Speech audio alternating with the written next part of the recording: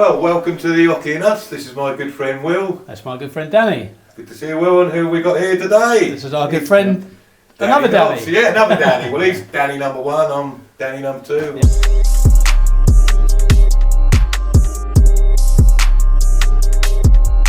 I'm happy with that.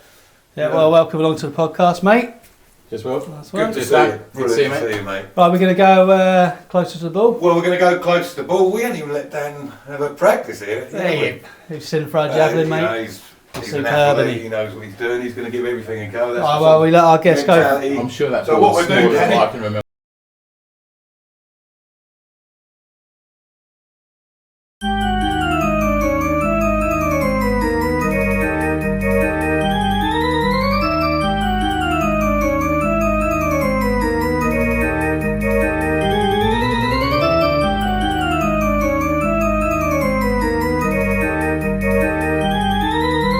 Mic, Danny, you need a mic on as well, mate. Oh, I'm giving you a mic. We haven't got our mics on. Okay, that's how brilliantly organised we are. Hopefully the sound is picked up. Got it? Yeah. Okay. Danny, put your mic on. Alright. Right, so we'll go one dart close to the ball then, yeah? Do you reckon that picked up our voice, Will, without the mics on? Fine. Yeah. That'll be fine. I reckon go for them. Yeah. What do you prefer, Dan or Danny? I mean, I've always either called you Danny or Dan. Yeah, I'm the same. Yeah, Danny. I'm the same. Danny, Dan, it doesn't really matter, does it? Nearest the ball. So Danny's explained the rules of 30-10 or 20-10. Well, what do you want to? Do you want to go for the? You happy to try and go for the 20s, Danny, or do you want to? Let's go for them. But you see how crap we are, so... Well, how crap you are, mate. Right, ball first. Yeah, ball, nearest the ball. Nearest the ball. One dart. each. Let's have a look. Ain't too bad at all, Bad, Dan. mate. Not too bad at all. We've got a mic down here. Is that Danny's one? Is that yours, mate? Just click that on there, Dan. Make sure mine's on Few properly. technical difficulties. Yeah. I know, usually, like I say, Edit Ava's on the ball with all this, Yeah. but she's not It's feeling all well. falling apart. I've So- got a dodgy hip. Dan, you are an Olympian, a Paralympian. Paralympian, yeah. Can you want to tell us how it all started for you? Yeah, so you've gone, well, mate. when I was 17, just turned 17, I had a motorbike accident, so nearly 29 years ago, well, within a couple of weeks. So how old are you now, Danny? That's a lot. So 46 now. Blimey, you're looking good, mate. Same age Yeah. as me, mate. Hang on a minute. So, Danny, Me, No, Danny. yeah. I reckon. How am I Danny. gonna do I the reckon D? me. Well, What are we gonna put a call big D for Danny's number. Danny number one. Danny's number one. So, Danny number 2. Yeah. Danny number one, and me. Yeah. Sorry, Danny. So about 29 years ago. Yeah. Yeah, so, or prior to that, I was like football, I think, thanks Will. Football and cricket were my kind of two main sports. Loved sport. And yeah, had a motorbike accident when I just turned 17, which led to me I was in the intensive care at the Norfolk and Norwich for about a week, then got airlifted up to the spinal injuries unit in Sheffield. So I'd broken my back, severed my spinal cord at T3, so quite high. And then spent the next 6 months up in the spinal unit up in Sheffield, kind of rehabbing. I had 4 months where I was literally just laid down, waiting for my spine to fuse strong enough to kind of sit back up. And then it's kind of adjusting to life in a chair, because I was obviously paralysed from the chest down, and obviously Did you life know as that you early? know. Did you know that early on? Did they Yeah, tell you? and they're very good. Like, they don't dress it up. They're very honest with you from day one, and obviously they're supportive in terms of how to then kind of manage that through psychologically. But yeah, they don't dress it up. They don't give you any kind of false It's hope. like, this They is were what it very is. very This is clear what with you've it. Yeah. done. Wow. But I can't. I must admit, looking back now, I can't remember anything of those early days. It's just a complete blank. I can't remember anything of the accident. I've just got a 2 week Could be a good thing. window. Yeah. So yeah, came out of the spinal unit. I was still at sixth form at the time, and I'm so fortunate that like my friends and family are brilliant. I could not wish for kind of more support than what I've had. And my mum, in particular, when I got back, she was like, "Right, okay, this has happened. You're home. what are you going to do now? Like, if you want the house, if you want all the things that you want in life, then you're going to need to get a job. You pay your taxes the same as everyone else. So Right, okay. within a week, or just after a week, I was back at sixth form, finished my A-levels, miraculously passed all 3 of those. So that was the right thing to say, really, wasn't it, from your mum? Oh, to get you 100%. focused straight away. Yeah. You know, And she would have been devastated. Yeah, obviously being brave she's and like, holding right, it in, this is how, wow. Yeah. And I think, like, I now as a parent kind of look back and think, like, how would I have dealt with that situation? And it would break my heart as a parent to happen, and it obviously did with my parents as well. But the way in which they kind of supported me, but also challenged me, pushed me, and made sure that I wasn't just going to sit at home and do nothing. I would actually go out and kind of make something of myself. Looking back now, that was like a real. How did turning point. How did you feel? You know, within yourself, are you like, shit? You know, I just need to crack on now. This is how it is. To start with, it's quite difficult because you have obviously times where you kind of get really down about it and you're like, why does this happen to me, and all of that stuff. But as time goes on, they obviously get more and more infrequent, and like it doesn't really take that long, I suppose, before you kind of fully adjust. And I think as humans, like, we evolve to our situations, right? So, and for me, when I get out of bed in the morning, for a split second, I always forget that I'm in a chair. But quite quickly, it's like, okay, well, I need to obviously lift myself in the chair in the same way as you would just swing your legs around and just hop out of bed. It's just doing things a slightly different way. And I think when I kind of look back at the stuff that I can't do, there's probably not that much that I want to do that I can't. Like, you do things in a different way, you adjust. So because everybody can see, because you're a local man, we're local around here, you know. Most people know you're very popular, and but everybody can see the mental strength you had pretty much from the word go, you know. Like, look how strong-minded this lad is. And a lot of that's definitely down to your mum, I reckon. Yeah, and family and everything. I think like my mum and dad, they're phenomenal people, and still support me to this day. And obviously they've been there on the journey, and I think in part, like, some of what I went on to do through sport in a way is kind of wanting to make them proud as well. Because like, I probably still carry with me like guilt around my accident because of the impact that it had on them. Because I think, like, for me personally, yes, it happened to me, but you can kind of deal with it when it's yourself. But like, your family are quite helpless. They're obviously a little bit on the sidelines, kind of looking in, not knowing how to help sometimes in the best way possible. So I think when I sort of look back and reflect on it, probably a lot of the stuff that I've done is wanting to make friends and family kind of proud, and to hopefully kind of. So I never knew that. I think that them few words that she said to you, basically going to get on with it, must have been like, yeah, all right then. You were like, yes, mum. You did it, and wow, I think that's amazing. That's nil points, no scores there, Dan. Not as amazing as Danny's darts. He's nursing a bit of an injury, aren't you, mate? Yeah. But a bit of hip pain, I don't know what I've done. Sorry, Danny, it's your go. That's the weight of your wallet in there. Oh, cheers. In there, Dan. Cheers, Danny. Certainly in no way. No. Yes, there is no weight in that, no. Right, so what are we going for? 20? So, 20s. Well, on the practice, you hit a few 20s, right? Yeah. So if you hit a treble, it's worth 3, double's worth 2. Yeah. Have you said all that? No, but I've been busy setting up. That's good throw. Thanks, right in. Lovely follow through.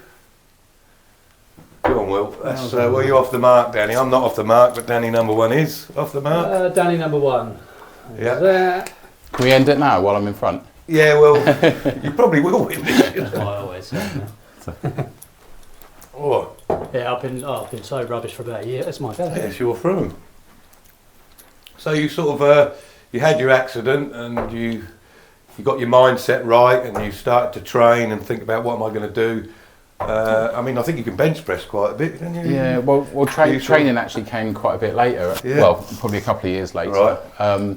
And even when I was in the spinal unit, like I suppose there's a bit of a a bit of an acceptance thing. Like, sport as I knew it then was how I played it, able-bodied football, cricket, and watching, competing in disability sport was like accepting my situation, and I kind of wasn't ready for that for probably a couple of years. And it was when a friend of mine, or a late friend of mine, David, had a little girl with cerebral palsy, and we were just kind of talking about her, and he was telling me about how he wanted to build a sensory room to make the most of the senses that she had. And I just said to him completely out of the blue, and to this day I don't know why I said it. I said I'll do the Great North Run and raise the money to help you build the sensory room.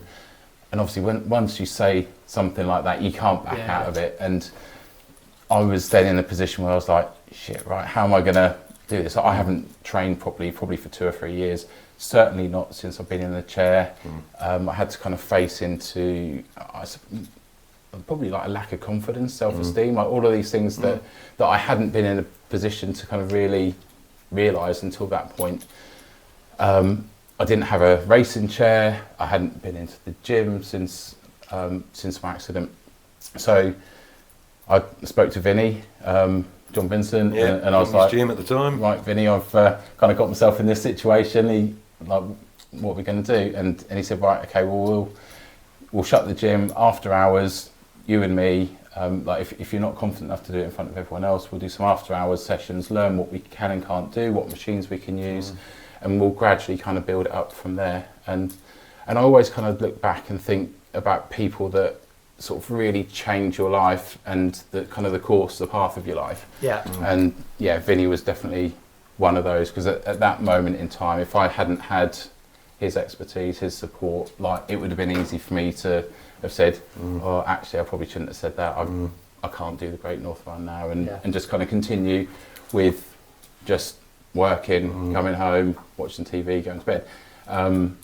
Whereas that's never really been you, I don't think, in your mindset. You're a sportsman, you had that, like, I'm going to do it, I've got to do this. But that well and truly kind of ignited that sporting passion again, which I'd kind of lost for a couple of years. And I obviously competed in the Great North Run, and to this day, I think I've not ever been physically as tired as what I was when I crossed that line. I was absolutely exhausted.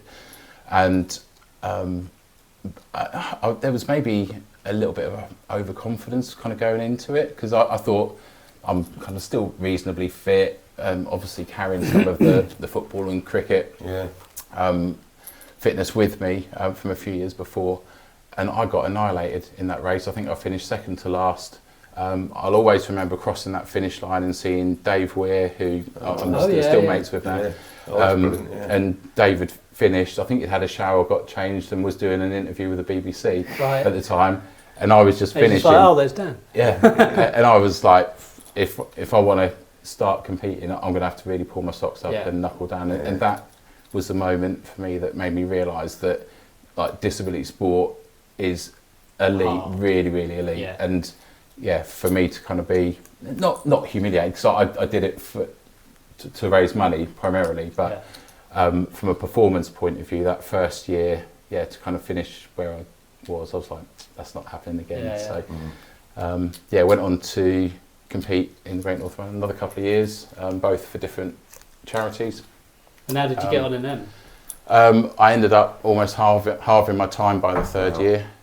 So lots of how often were you training for that then? Was it a case of, right, I need to train even harder? Yeah. I was training harder, more frequently. And a lot of that comes with kind of the experience of like pushing in a racing chair as well, because that's very different to pushing in a day chair. Right. So the technical stuff, obviously, I worked on, as well as the strength and the cardio work. Is it completely different then, the chair? Yeah.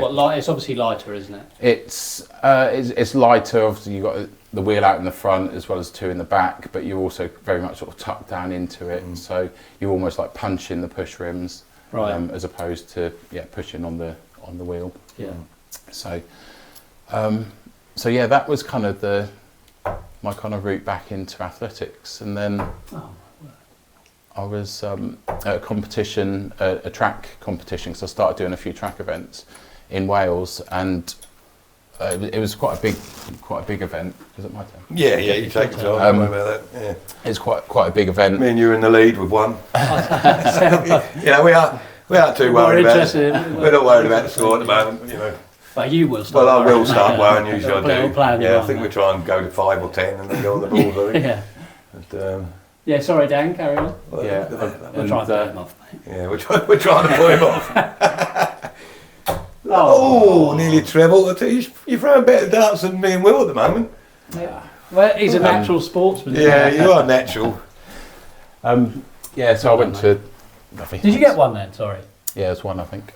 So may I ask, what sort of exercises, like weight-wise, can you do in the gym, you know, like bicycles? I mean, I mentioned bench press and stuff like that, but you were saying where you was paralysed. Well, what sort of, because obviously you're power in your shoulders, your arms. Squats I'm not that great No, I'm not that great either. You know, so you probably still beat me at that, don't worry about that. To be honest, there's not a lot of upper body stuff I can't do, to be honest. Yeah, obviously we adapt some stuff, but a lot of the machines I can use. But like pre-Beijing, I was bench pressing 200 kilos. Single arm curl was 62 kilos, a concentrated curl. So, yeah, it was... well, could you do that more than once, the 200 kilogram? Or no, that's a 1 rep max. Yeah, well, that's... but depending on where I was in my training cycle, like you run pyramids. I've never got anywhere near that. I have got over 100 before when I was younger, and now I train with about 60 kilogram. That's plenty enough. But I think when I first started, I was probably benching, I don't know, 40, 50 kilos. Yeah, and which is still quite a bit. Over time, and with the right kind of support and technique. So you got into, so you started off track. Yeah. So what pushed you into? Is it the jet? Was it? So it's shot put to start with, and it kind of came through as I was saying that I was at a competition in Wales and rocked up to the hotel to check in, and my room had been double booked. Is it your bed? No, it's my bed. No. That's Danny number one's go. Danny number one. Sorry, Dan. Carry on, mate. So we got. Keep talking, see if... well, you have. I mean, you're on 0, aren't you? And my room had been double booked with some throwers, and I just got talking to them in reception, and they said, look, you're sort of quite big for a wheelchair racer. Have you ever tried throwing? And I'd actually, oddly enough, had the school record in the shot put still from obviously pre-accident, and it kind of like sparked a little bit of interest, and I was like, I hadn't even really thought about it, in all honesty. So they said, well, come along to a training weekend in Loughborough and see how you get on.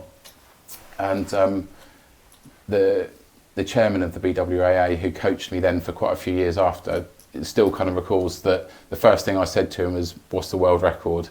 Because like straight away I was like, right, if I'm going to do this, I kind of want to do it properly. And yeah, it kind of went from there, to be honest. I really enjoyed that first session, and obviously then got into a position where I needed to design a frame to be thrown from. So worked with Danny Barber, or the late Danny Barber, who's, as we were talking about, kind of pre-start of the filming. Like, there's certain people that are really influential in the way that your journey or your career maps out, and Danny was certainly one of those as well. A real clever bloke. Yeah, I knew. A few years ago. Yeah. And I kind of worked with him on designing and tweaking the frame over many, many years. And yeah, it was the frame that he designed for me that I then competed in the Paralympic Games in Beijing in 2008. So I owed Denny so much. What an experience. Yeah. So how long did it take you from throwing whatever you threw in just to go into this training session to you actually turning pro or get into Beijing? So, Beijing I thought was going to come a little bit early, to be honest. Thanks. And what too early is into where you were? Because I was still quite a bit off the qualifying standards. Right. And at that stage, London 2012 had been announced as the kind of home of the next Olympics and Paralympic Games, and I thought realistically, on the sort of trajectory of improvement that I was making, that would be where I would hopefully get selected. I went along to one of the qualifiers at Stoke Mandeville, and it's a bit of a strange story, but I shared with a guy who went on to be one of my best mates for a long, long time. Never shared a room with him before, and this guy snored like you would not believe, and I got no sleep whatsoever. And I think I went into that competition with such low expectations because I was just so tired. It just felt exhausted. But obviously was just so relaxed, and I just smashed every throw over the qualifying standard, and that basically got me on the plane to Beijing. So how did you feel about that? I mean, you must have been. It was. So do you listen to snoring all the time now? yeah. Pre-recorded snore. Training now, isn't it? Right, Danny, that's what we're going to do.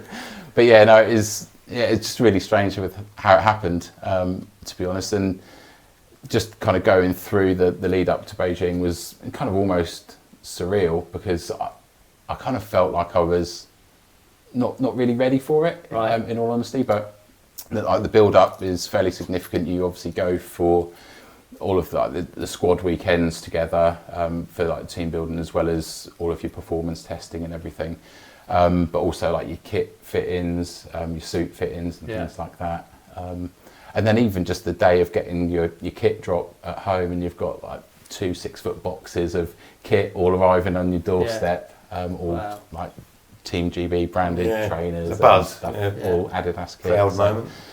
Yeah, it really was. But everyone in this town was proud of you. I can remember a lot of people put a load of banners up on the bridges, didn't they? If you were heading out to the airport on the A11, stuff like that. And Danny, just give me a quick story. This is what happens, Danny. So, strum on a guitar. It does work. I'll try this because Will hasn't got a point yet. So you look at that, straight in the treble. Do you want another one? Another one, please, mate? Oh dear, what's happening here? By the way, if you get over 100, you get another go, right? Well, that's surely not going to happen, is it? Oh, he's got 4. He's got 4 though. What's going on here? So talk us through sponsors, Danny, and getting sponsors, and how does that work when you? Yeah, so it's quite tricky in your kind of progression in the sport, I suppose, until you get to a certain level. So I was basically self-funding all of my competitions, whether it be like fuel, hotel costs and stuff like that, for quite a number of years.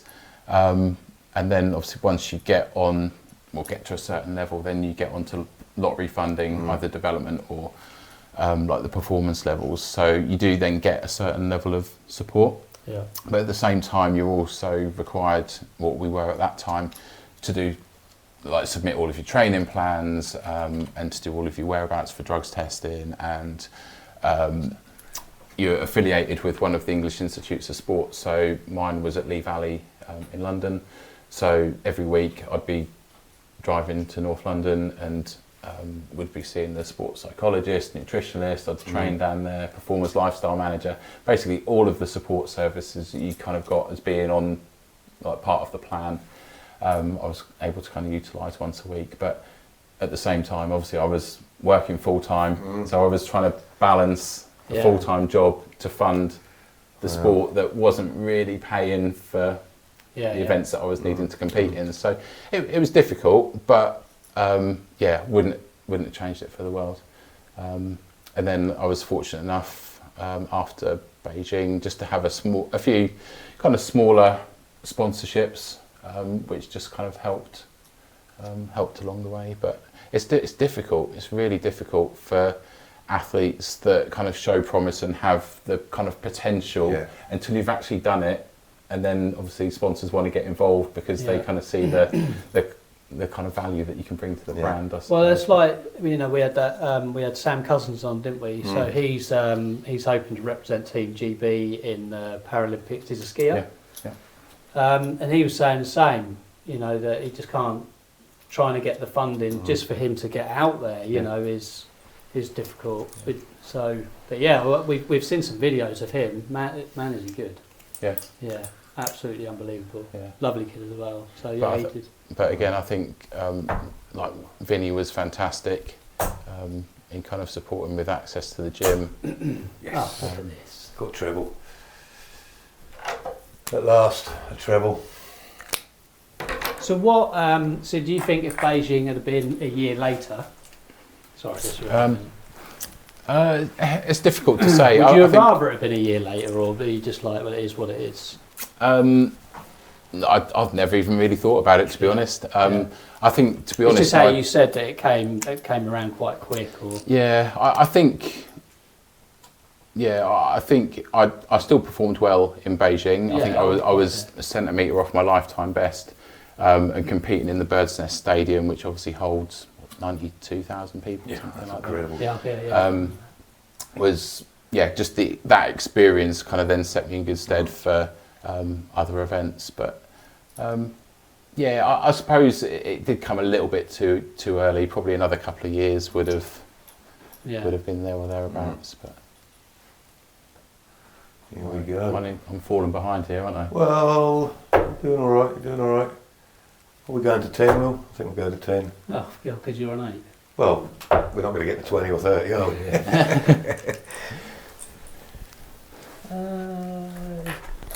Danny number 1's going. Yeah. Have I told you I've got 59 180s, Danny? You wouldn't think might have it, done but- once or twice. Oh, it's 2. So we're going to 10. I don't know what you do. Yeah, we are going to 10, so we're straight on the balls now. Straight on the balls. Because the trouble is, if we overcook the podcast, Ava has trouble editing it. Which is like, I'll tell you what the problem is. It's not the download, but the getting it actually onto her laptop and then getting it out onto it's a bit of a night. We need to come up with something a bit different, really. I think our podcasts need to go on longer, don't they? Well, we'd like them to go on longer. Danny number 1 is next. So we're going for I'm not doing all the editing, so that's easy for me to say, isn't it? Yeah, I've had a go at it. But we're going to try and let some go out just pretty much unedited, like Father Christmas. Yeah, we had Father Christmas on. Bit risky, but we'll see how that goes. Maybe one or two. You're in good bits. company here. I would have thought it'd be busy this time of year. Had a tea break. Not too busy for the Oche Us, so we was very. So we're going ball. We'll all go for the balls. Yeah, we'll all go for the balls. They wipe the score. First to 10 balls. So we're all going for balls so now. 25's worth 1, balls worth 2. Yeah? All right. So let's go all balls on here. Danny's right. I mean, we could say I was first to 10, so I'm a part winner already. Just mention that. No one cares. Yeah, you're a part winner already. Well done. Yeah, I've always been a part winner. No more than that. You got any sporting achievements, Will? I used to play football with Dan. Yeah, back in the day. So you saw one of Dan's superb goals. I remember Dan. He scored like 2 brilliant goals. He scored some brilliant goals. He scored some brilliant goals for Rapper as well. I remember there'd just be certain times during the game where you just go bombing through everyone. Do you remember? Yeah. Like, literally, it'd be like Dan's on the Oh, here we go. Look. Oh, one ball. Yeah, carry on. No, it's Danny's go, isn't it? Oh, it's my go. You've just jumped in front of me, didn't you? No, it's Danny number 1's go. Well, hang on a minute. Yeah, you jumped in front of me. Didn't you? So that doesn't actually count. count. Okay, don't count then. Oh. I'm happy with that. A little bit of So extra Dan, if I practice. can ask you a question, which I've thought about, I don't often think about any questions. Would you change it all? If you could go back in time, would you change it or not? Big question, that one, Yeah, it's a tricky one because I think obviously you don't. I don't know what would have happened in my life had I not had the accident, but I think looking at the opportunities that I've had and kind of the people that I've had in my life as a result of my accident and kind of the way that I've been able to kind of be with them, I think I don't think I would have changed anything. In all honesty, I've got 2 amazing children now. I'm engaged to Tracy, and we've got a lovely house and I've got a good job. So I've got absolutely nothing. And I think when I look back on all of the sporting career, like some of the opportunities, like I got to meet the late Queen and Prince Philip at Buckingham Palace after Beijing, the parade through London after the Paralympic Games. Like we went all the way through the centre of London and ended up on the stage in front of Trafalgar Square, which was packed with literally tens of thousands of people, all waving Union Jacks. And like those kind of memories, like they'll stay with me forever. And like, I wouldn't have had the opportunity to do that. I'm sure otherwise. Probably would it? But no. And kind of looking back on it now, it almost kind of feels a little bit surreal, but at the time you just kind of take it in your stride, and I suppose you're so focused on performance and going on like to the next competition and doing that much better, you kind of take it for granted a little bit. But I think now I can kind of look back and reflect on it. I wouldn't change a thing. And you're happy in life, you're content, happy. Yeah. Ooh. Well, I'll tell you, this is quite close for Will. Sometimes we give him a point just for getting close. 4-1 the other night. Huh? Beat you 4-1. Yeah, I know, but that's first time. First time for everything. We'll get another ball. So also, I can remember when we first started this podcast, I was thinking, who can we get on? I was like, Danny Nobbs would be a brilliant guest. And we'd only done one, maybe two. And I can remember messaging you. Oh. And Danny, would you like to come on the podcast? And you sent a lovely message back. You went, oh yeah, I've seen it. Do you know what? I'm going to give it a few weeks. And I was just like, that's fair enough. I was thinking it would buy me time to practice. And like when we sort of knew, and then when I messaged you, I think probably about a month later, I think obviously we'd managed to change things up and it looked a bit better. What you mean, we moved out of my house? Is that what you're trying to say? Basically moved out of your house. And you were just like, I'd love to come on. And I was like, oh, nice one. Yeah. So. And I think because I'm now due a shoulder op, which is kind of postponing things for a little bit. Otherwise, I would have been on earlier. But I think February. It's looking like it's February where I've got to have a shoulder replacement. So shoulder replacement. Yeah, which is basically a result of probably the training coupled with 29 years in a chair. It's just kind of meant that's quite a big up then. Yeah. So what sort of pain does that? Because I'm getting problems with my shoulder as well as hip and everything else. Danny that's me age. But what was it? Little clicks in your shoulder? You thought, well, that's a problem? Was it just studding pain all the time? It'd come on over quite a period of time, and I've also torn tendons and ligaments and stuff in that shoulder. And I'd been having cortisone injections, and they said, I think we need to kind of scan it and see really what's going on in it. And they said, you've got extreme arthritis or severe arthritis in this side, as well as all the torn tendons, moderate arthritis the other side. But they said, you kind of really need to get this one done sooner or later, or sooner rather than later. Otherwise, you're going to have to go straight to a stage 2 shoulder replacement. And I think you get about 10 years lifespan out of a replacement joint. Wow. And obviously I use my shoulders differently to what you would as well, so I'll probably need to modify does that not help? Because obviously, you're doing that a lot of the time, obviously, aren't you, within the wheelchair and I think that's quite a limited range of movement, so that's not so bad, and I can push around quite comfortably at the moment, but it's more like mobility, doing anything at range. Like I couldn't pass you a cup of tea at full stretch with my right arm at the moment, just because I haven't got that strength because of the tendon damage. A lot of strength when you shook our hand earlier. Like but I think even that, and knowing that obviously sport has probably played a part in the injuries and the operation. You're training hard for so long. It's so worth it. All worth it. I'm well proud. Yeah, everybody is. What you're a good human being as well. You're a good laugh. Easy to talk to. Most people know who he is. Baldy. Follow the challenge. He's better looking, isn't he? Good looking bloke. And, right, I think so. I have just checked the camera. Yeah. So and what does the camera tell you? The camera tells us we are on about 38 minutes. 38 minutes. So you mean Edit Ava might be saying? Yeah, because we're on Edit Ava. So what you're trying to say? 3 darts nearest the ball, pick the best start. 3 darts nearest the ball, pick the best start as a winner. What do you reckon, Dan? Well, it gives me half a chance, doesn't it? Well, gives you more than half a chance. Which one's your bad arm? Right one. Yeah, you got used. I'm left-handed. Yeah, you got used the right one. You used the right. I don't even think I could hit the board with my right one, to be honest. No, don't. Yeah, Well, we hadn't hit the wall yet, have we? You was worried about that. No, you were worried about every guest if they hit the wall. Every single guest. Ava hit the wall like 3 times. We had Ava on because we got someone had cancelled on us last minute, and then last week's guest.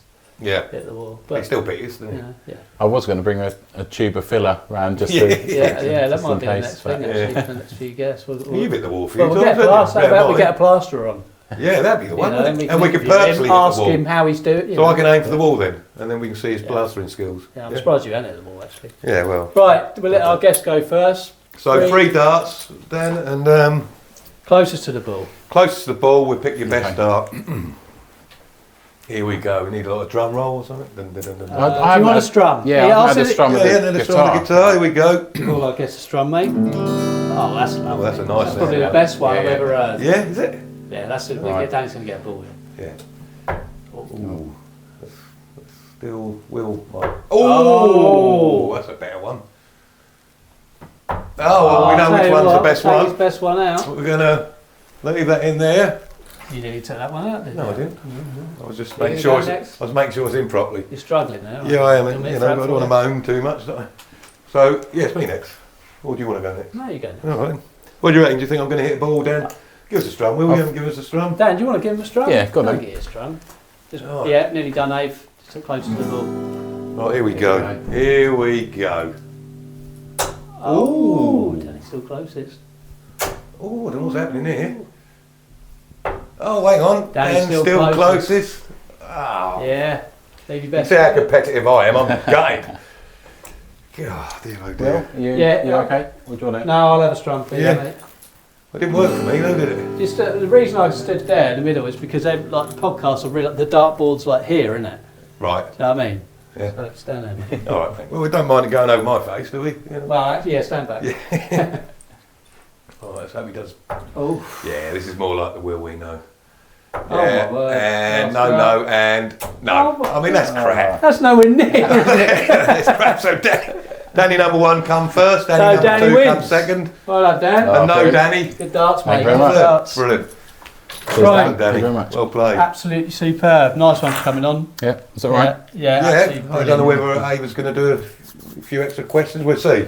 Ava's going to come in and I don't know. Well, we don't know. But anyway, it's a pleasure to have. Yeah, superb, Have you, Dan, yeah. and all the best for the future, mate. Yeah, thank you. Going And I forward. was saying earlier, I think I was more nervous doing this than I was like competing Yeah. in some of the bigger competitions. Yeah, so, well, you know, good to give you a bit of Yeah. nerves, isn't it? That's how, It made you feel that's how big we're getting. Yeah, we are getting that, Very much certainly, so. mate. No, brilliant. I'll tell you, I enjoyed that. Excellent. Nice one. Thank you for watching. Yeah, thank you for watching. Thank you very much.